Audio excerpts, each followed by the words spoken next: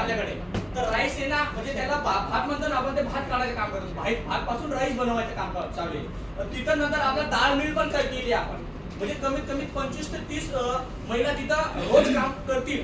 म्हणजे रोजगार निर्मितीचे कार्यक्रम आहे आपला महाराष्ट्र राज्य ग्रामीण जीवनोन्नती अभियान, हे रोजगार निर्मिती कार्यक्रम आहे. तर त्याच्यामध्ये 25 महिलांना म्हणजे डेली रोजगार निर्मिती दिलेली आपण, म्हणजे आपलं नंदुरबार महाराष्ट्र राज्य ग्रामीण जीवनोन्नती अभियानच्या माध्यमातून आपण आज सक्सेसफुल कार्यक्रम दाखवलेला आहे. तुम्ही कधीही आले तरी बघू शकता.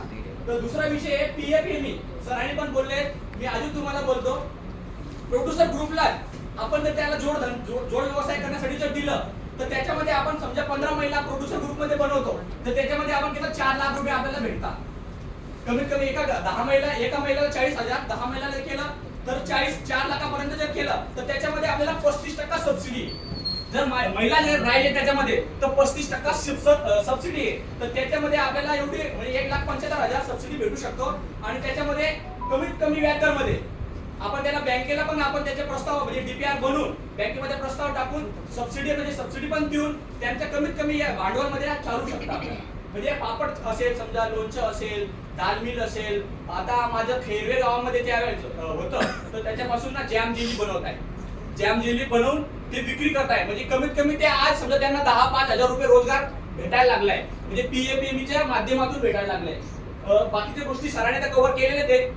अजून आपल्या अभ्यानाबरोबर जर जोड द्यायची असेल तर समजा मोठे मोठे उद्योग आहेत आपल्याकडे, पण त्याच्यामध्ये जर आपल्याला जोड द्यायची असेल तर PFME आणि CMEGP, PFME आणि CMEGP अशी योजना आहे.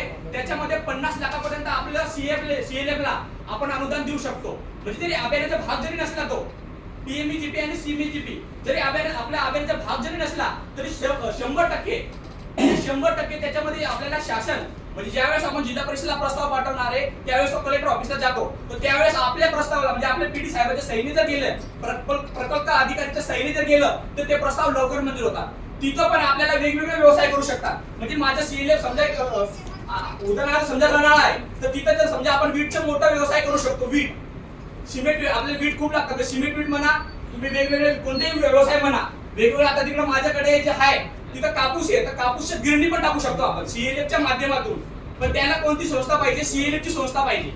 म्हणजे सर्व सामुदायिक संस्था म्हणतो त्याला, ती पाहिजे. जर त्याच्यामध्ये 500 आणि 1000 महिला जर एकत्र राहिल्या, तर त्याच्यामध्ये आपल्याला 35% सबसिडी भेटून आपल्याला पूर्ण ट्रेनिंग म्हणजे CMGP आणि PMGP पूर्ण ट्रेनिंग देऊन आपल्याला व्यवसाय करू शकतो. म्हणजे याचा अर्थ असं की प्रभाग संघ हळूहळू हा मोठा होत जाईल, म्हणजे हळूहळू तो सक्षम होईल. भविष्यात आपण म्हणतो, आपला अभियान म्हणतो की काही दिवसात ते एक्झिट होणार आहे, पण त्यासाठी आपल्याला कसं आहे, आपलं समजा मी प्रभाग संघ तर मला त्याला पुश करावं लागेल.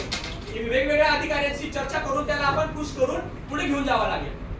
तेव्हा पुश करणारे ऑटोमॅटिक प्रभाग संघाचे अध्यक्ष सचिव सक्षम होतील, ग्राम संघाचे अध्यक्ष ते बी सक्षम होतील, आणि हळूहळू ती संस्था खूप मोठी होईल. आणि त्या ठिकाणी जे स्थलांतर होणारे रोजगार आहे, ज्या ठिकाणी स्थलांतर होणार ते स्थलांतर होणार नाही, त्या ठिकाणी चांगल्या पद्धतीने रोजगार भेटेल. आणि रोजगार भेटल्यामुळे त्या ठिकाणची विक्री होणारे माल आहे, समजा आता उदाहरणार्थ स्वीट बनवली किंवा